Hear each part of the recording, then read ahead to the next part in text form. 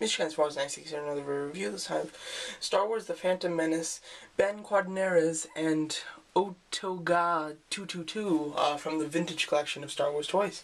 So there you go. So here he is. He's one of the pod racers. So yeah. So as you can see, I do have an in-package one as well. A couple of reasons why I got an in-package one. Hold on. Do I have it anywhere? I don't even know. Oh, here it is. Okay, a couple of reasons. First of all, as you can see, the picture looks really nice. You can see the full thing. This is the other way the picture can go. Like this, where you can barely see him, and his mouth is cut off. So, really hated that picture. There are, like, I guess you can call them variants, and they don't have that picture in front of it, and those are kind of harder to find. So I did find a Ben without the picture, so I definitely wanted to use that. So that was one of the reasons that I wanted to get an in-package one like this. Plus, the other reason was, it had the big character debut sticker, never before offered as a figure. I really thought that was cool and unique, so I definitely wanted an in-package figure to host that sticker for me. And then I got the others. I have them all, and I have been reviewing them all this week, leading up to the release of the Phantom Menace movie. So yeah, so there you go. So definitely recommend, if you can find one of the 4 character debut figures of this wave. If you can find one without the sticker, I definitely recommend getting a second one for in package, just to do the cool, unique character debut sticker and the lacking of the crappy sticker that covers up the picture from the other figures. So if you can find one like that, definitely recommend that you buy it, because I'm really happy that I have it like this. But I did also want one out of package, so that's what I got. So anyway, he comes with this guy, which is Ooga 222, and I don't really like this droid. He's unique, but I prefer the pit droids. I like the pit droids a lot. He's not much. He's just he's like he was white with a little bit of brown, and he's just been like dirtied up for years and years and years. So he's now this kind of dirty brownish white color, which is pretty nice. His face sculpt's pretty interesting. Not much going on. Some big green eyes, which is interesting.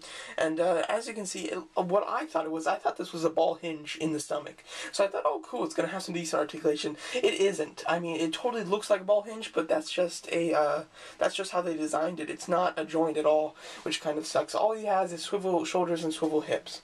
So I have him, it's kind of hard to get him to stand up, and he's got to kind of bend forward in order to stand him up, so I have him in the perfect position right now. Overall, nice pit droid. I thought that the elbows were going to be hinges too, and they're not. So the things that look like hinges or stuff for it aren't really. They're made on there to look like it. There's really no articulation that's any good. So yeah, so that's a shame. On to the Ben Quadinaros. This was the pod racer that when the race started, everyone took off except for Anakin and Ben Quadinaros. Those are the 2 that couldn't get their pod racers to start. Anakin fixed his, moved on. This guy blew up his engines and he went skyrocketing into the sky and falling down. He did not die. One of like 3 or 4 pod racers that did not die, but that's because he barely participated. He didn't even make it off the starting row. So yeah, so he was he wasn't really funny, but he was meant to be the comic relief, so the kids would like this guy. You know, he's banging on the keyboard because he can't get it to move, and he's all crazy. He's funny. He's got a funny little look to him too. He's like angry here. That's what I didn't like. I like the Let me just put this droid in the corner so that I don't have to knock him over anymore. I like this look. I like the smiling, kind of goofy with the bags under his eyes. I think that this is a nice look. He's angry here, and he looks just like pissed off. It looks like he's just a grumpy person, but this is funny, stupid kind of a face here. I like that. So unfortunately, you do not get this kind of face with it. You get this angry guy, which doesn't fit the character, and I don't like it in the toy. But what are you gonna do? Overall, it's a decent sculpt. It's really nice. It's got lines in his skin and everything. The kind of reddish eyes look really cool. antennas or whatever you want to call it sticking out of his head look really nice. I like the way his like hat is like on here. It's not removable, but it looks cool. I just like the way it is.